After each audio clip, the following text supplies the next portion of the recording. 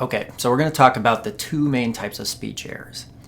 And so when we're looking at speech errors, I can't say this enough, it's crucial that you understand where the errors are stemming from, where are the roots of their speech errors, because it has everything to do with ultimately how you are going to improve the speech errors.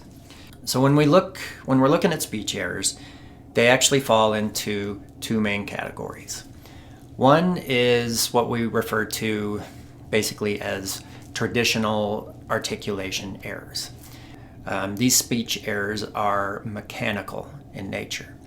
So traditional errors are more the result of a child not correctly coordinating the fine motor movements in their mouth to put their tongues in the right place and move it in the right manner so that they end up ultimately properly making a particular sound.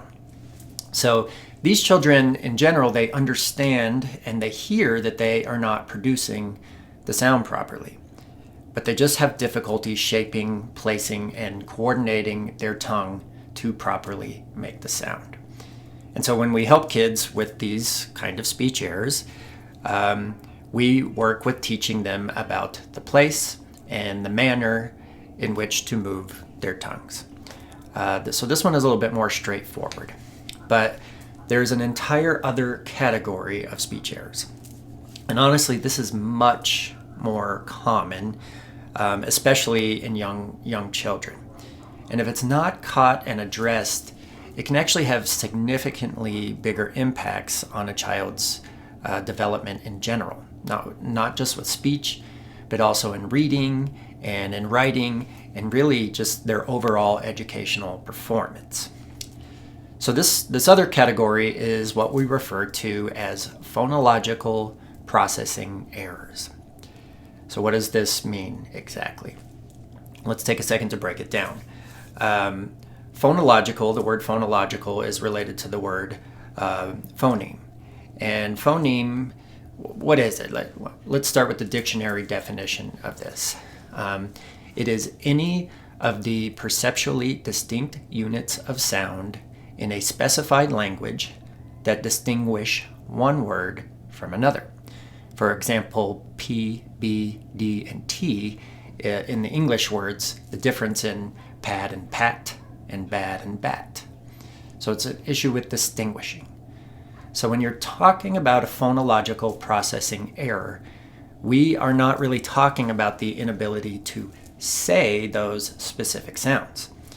We are talking about the inability to distinguish the difference between different sounds. So, taking the example in the definition, the dictionary definition, a child may not be able to discriminate the difference between pad and pat. You can hear how it's a slight difference. So, for any number of reasons, many of which we'll get into in the next video, the sounds are not ultimately being processed in the brain the right way. They're not being heard like they should be. So it's very important to understand that phonological errors are not really rooted in the inability to say the sound. It is in the inability to hear a sound and process or distinguish it properly.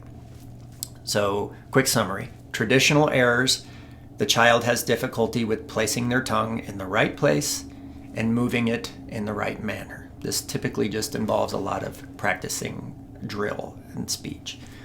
Phonological processing errors occur as a result of a child somewhere along the line not properly discriminating a particular group or groups of sound.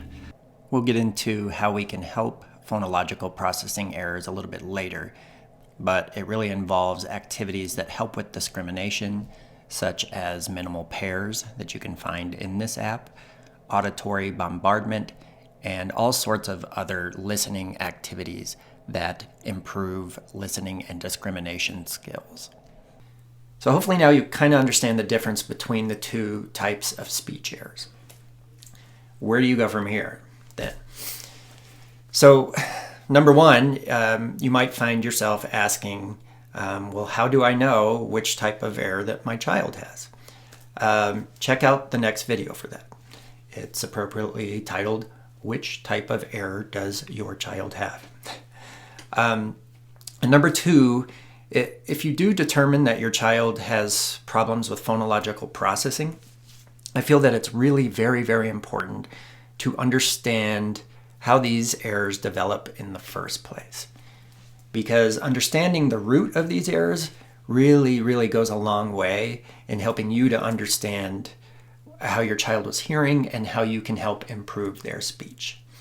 So for more information on this, check out the video that we're titling The Root of Phonological Processing Errors. In this video, I'll actually do my best to give you an idea of what things actually sound like to your child's young developing ears. So go check them out.